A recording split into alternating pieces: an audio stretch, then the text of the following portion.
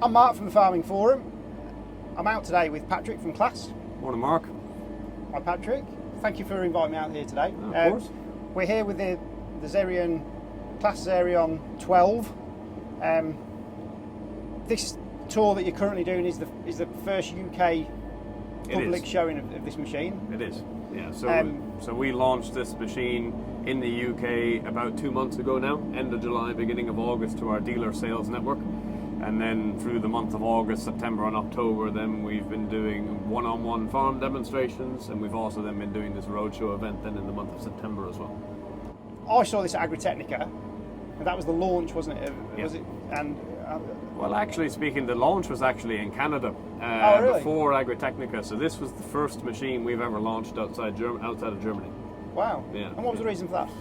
I guess really, Mark, I suppose the reason for it is if you look at this size of tractor and a lot of the features that we've put on it, it's applicable to the UK for sure and in the European market, but the volume of where it's going to be sold is going to be North America.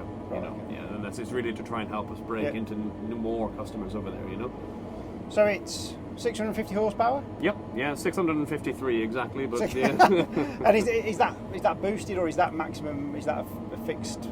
Fixed horsepower. Right. Yeah. So if you look at Claas tractors, all of our field-based tractors at the very least, so Xerion and 900 series who are doing the heavy draft work, we don't have any boost on any of them because realistically, when you're doing heavy pulling, you need the horsepower at low speeds. Yeah. So you need it all the time. Really. Exactly. Yeah. So this is am I correct in understanding? Obviously, it's a track machine, and it'll only be available in the UK on tracks, not wheels. Correct. Yeah. So for the UK and Irish markets, we'll have two models: a 12650 at 650 horsepower, the one we're sitting in at the moment, and then a 12590 at 590 horsepower. Both machines physically the same, both on tracks. Right. No component changes between them, just different horsepower ratings. But if you go overseas and you go to North America or down to Australia and whatnot, into different markets, you will see wheeled versions of them. Right. But not available in the UK. So this is a new machine from the ground up. It is. Yeah. So it's an extension of the Xerion family. So the Xerions that we've known, we've had Xerions in the market for 27 years. 1997 was frightening. Yeah, I know. It was when I was born. That was it's a long time. That makes me feel really old. So 1997 we launched the Xerion 2500.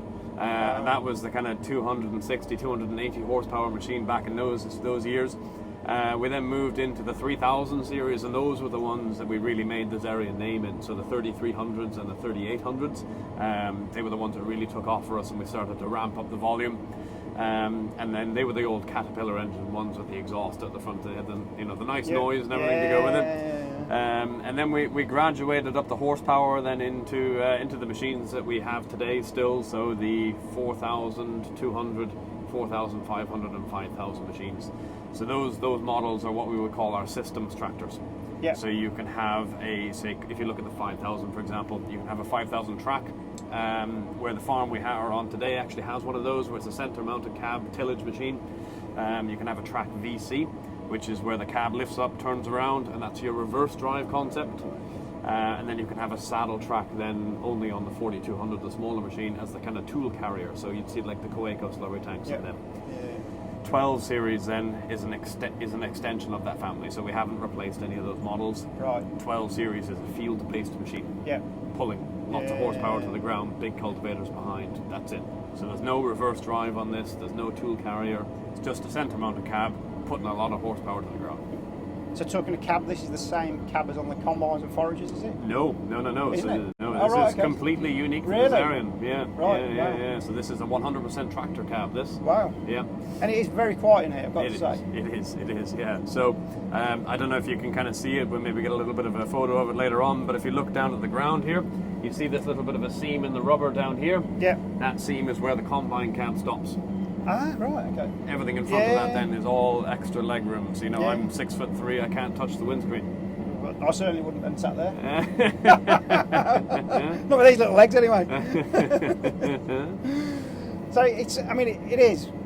You can't get away from it. It's a phenomenal looking machine, and it's big horsepower, and it's designed to for what it's doing now, cultivating. Yep. tracks, tyres, there's always been that, the conversations often go back and forth about which is best. The tyre technology's moved on, etc., etc., etc. It's a big old machine. Yeah. How heavy is it? So I guess there's no question about it. It is heavy, as you say. If you take everything off the machine, it's 25.5 ton. Wow.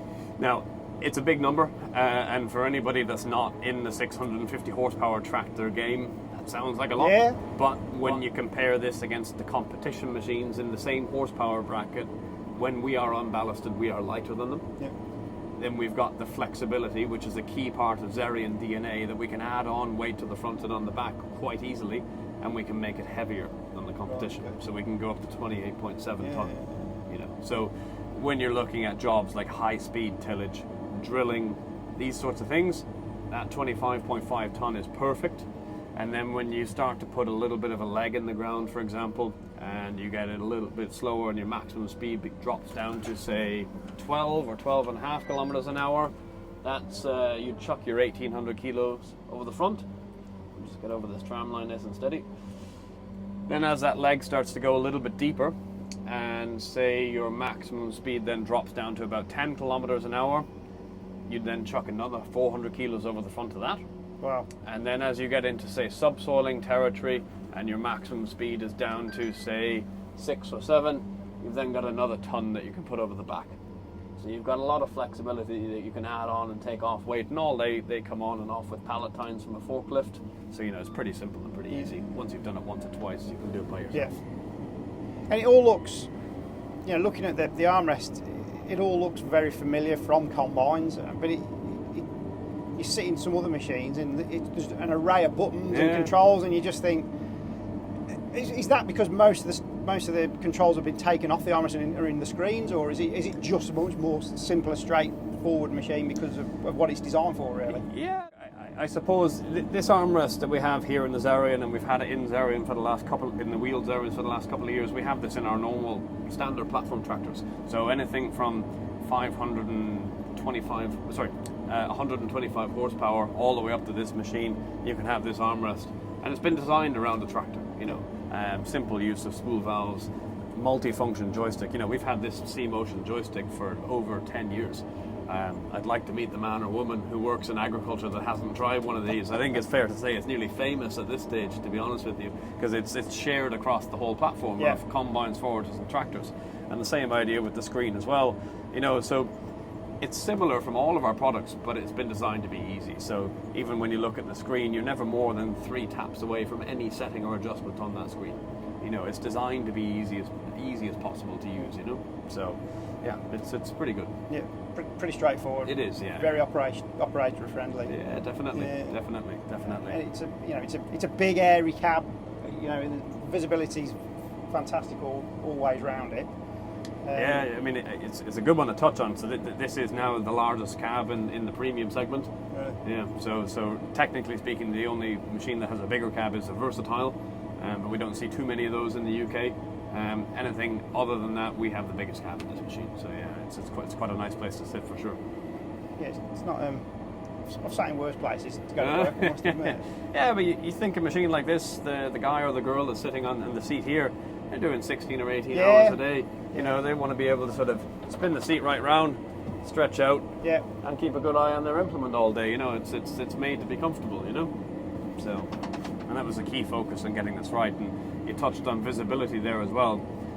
Obviously, a big change with this machine versus the red or the dark green machines. Both of them are articulated. There's compromises with articulation joints. The benefit with having this rigid frame is we can hide a lot of the components in the frame of the machine.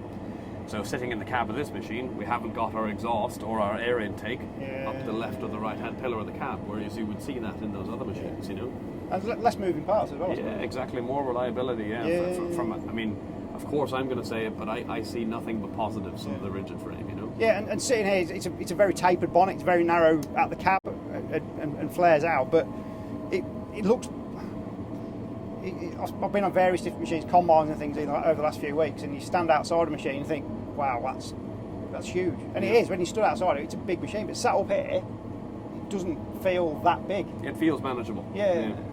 And you know, the nice thing about it is, for us, with this armrest and with the C-Matic CVT transmission we have underneath, this is no different to drive than that 125 horsepower tractor I talked about. Yeah. You know, it's point and go, engage your auto steer, tap your cruise control, the machine sorts everything out. Yeah. You haven't got gears to worry about, you haven't got RPM to worry about, you haven't got to worry about, you know, busting clutches or anything in the transmission. You don't have any worries like that. It's pretty much, in another sense, foolproof. Yeah. You know? And the CVT transmission throughout the Claas range is very proven, isn't it? Yeah, oh definitely, yeah. And we would, you know, we see a lot of mass in that. So much so that we now as Claas, we don't offer any power shift tractors above 200 horsepower. Right. So we've removed the Hexashift 800s, we've removed them from the offer. So 800 series, 900 series and Xerion is all C-Matic CVT. You know, we see that as the future really. You know? Yeah. You know, I mean, you can see that we're pulling this 6-meter Toronto MT, you know, down at a fairly decent depth. I haven't checked it, but you know, we're doing a lot of work, and we're pulling at 1300 revs. Yeah, it's barely working, really, is it? Yeah, you know, it certainly doesn't feel like it, anyway. You know, and if you think about any 650 horsepower power shift tractor, that's still going to be sitting at 1800 RPM. Yeah. You know. Yeah. Spot rate of what is that? 14, 15 so litres an hour per hectare. Yeah, so I think, you know, when you look at a tractor like this, the litres an hour is always a very scary number.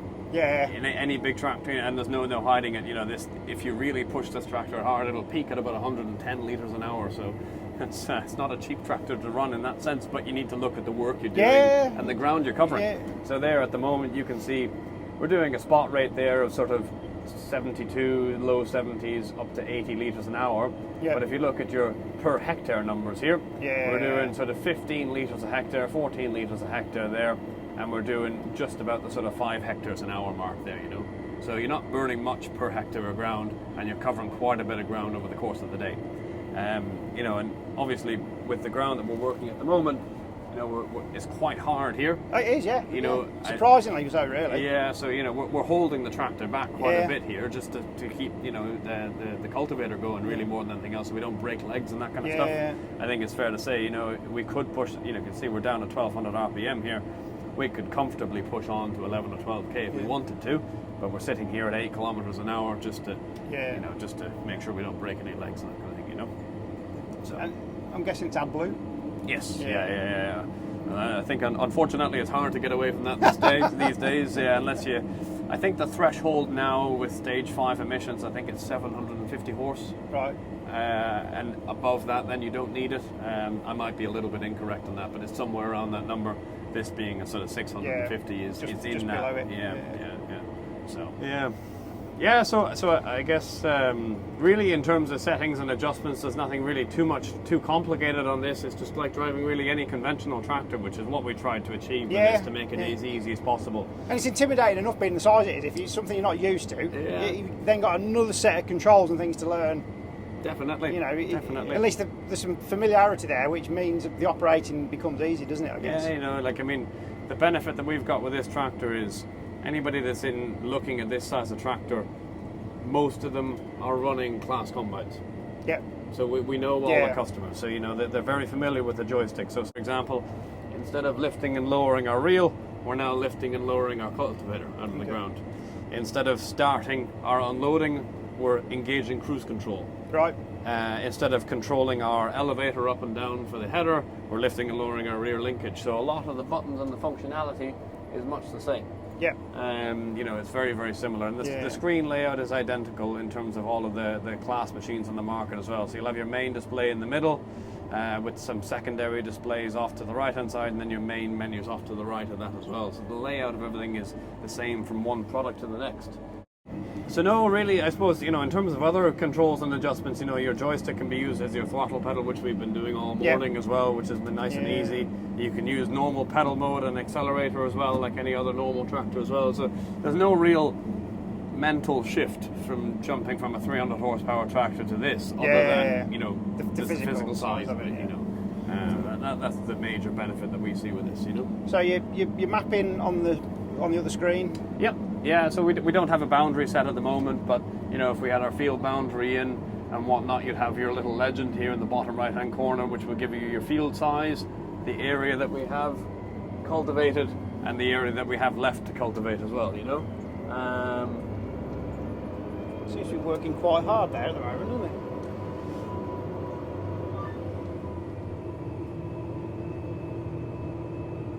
So this is really a new generation screen that we've had about 2 years now, I say, roughly speaking. But we've seen quite a lot of very, very positive feedback, and this is working very, very well for us, you know. So we're running an RTK accuracy at the moment, but this is capable, like any other screen now in the market, for section control, variable rate application, you know, full oil transfer as well. So we'll have Claas Connect coming now at the beginning of October, which is an updated platform from Telematics, which is, you know, aimed at being a full farm management software as well. So you'll be able to send tasks and lines and application maps directly from the office to the screen, but with Claas Connect and everything as well. So it's not released just yet at the moment, but 1st of October, I believe, is the launch date for that. So anybody that's running on Telematics today will get migrated onto Claas Connect. All right, okay, so will that just be an automatic update then? Yeah, it is, yeah. And then these machines now, for us, anything in that 200 plus horsepower bracket as well is coming with a 5-year license with that integrated as well. So where does the future lie with, because obviously some of the competition are talking about full automation, etc. Yeah. Is that something that's already built into these for the future, or have you not gone that far yet? No, we're working on it. So if you saw at Agritechnica, there was an Autonomy Connect version of one of these, which was like a full autonomous one. It's not on the market yet today. You know, realistically, it's a couple of years away yet. But that is something that we're heavily working on in the background. I think what will come first is, say, if you'd imagine this tractor working alongside our Axion 900 TT in the field, you'll have one man running 2 machines. You know, a kind of a co-pilot system as such, nearly. So the man running his drill tractor, monitoring the seed population rate as well, and then the other guy and nobody sitting on the tractor. Then, you know, tractor running autonomous and whatnot as well. So Thank you for having me out here today. It's been a real insight into the Claas Xerion 12. I know you've got a lot of customers who want to have a look at this. I